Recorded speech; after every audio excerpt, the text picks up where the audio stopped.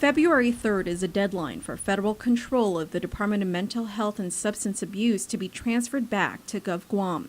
It was initially set for December 3rd, but because District Court Judge Consuelo Marshall was concerned with filling critical positions to carry on the amended permanent injunction, it was delayed by 2 months. I've been working through the fall with the judge, and she said, well, tell me about these 39. So each one of them I went through and said what they would be doing, how to be supporting the amended permanent injunction, why they were needed, and she's looked at each of the 39 and said, yes, they're all needed. Those 39 vacancies include various positions such as social workers, counselors, behavior analysts, and psychiatric technicians.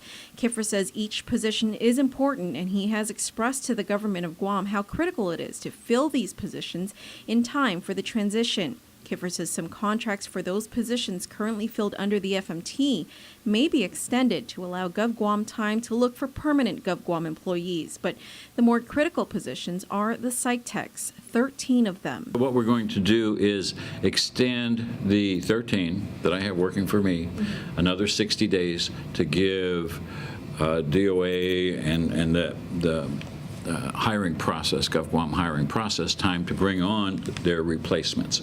Then as they're brought on, the number, the 14 will decrease, or the number of 13 will decrease.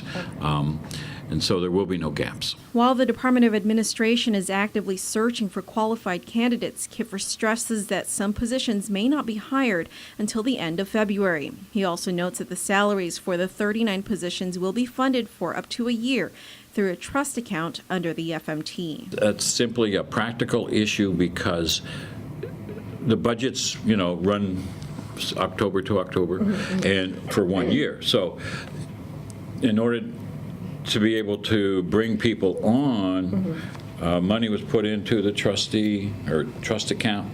And so when we hire somebody, we fund it for 1 year to give the GovGuam budget process time to catch up. Kiffer remains confident that the transition is happening quite smoothly. He speaks highly of Mental Health Acting Director Ray Vega, who took over in September after former Director Wilfred Afflegui stepped down.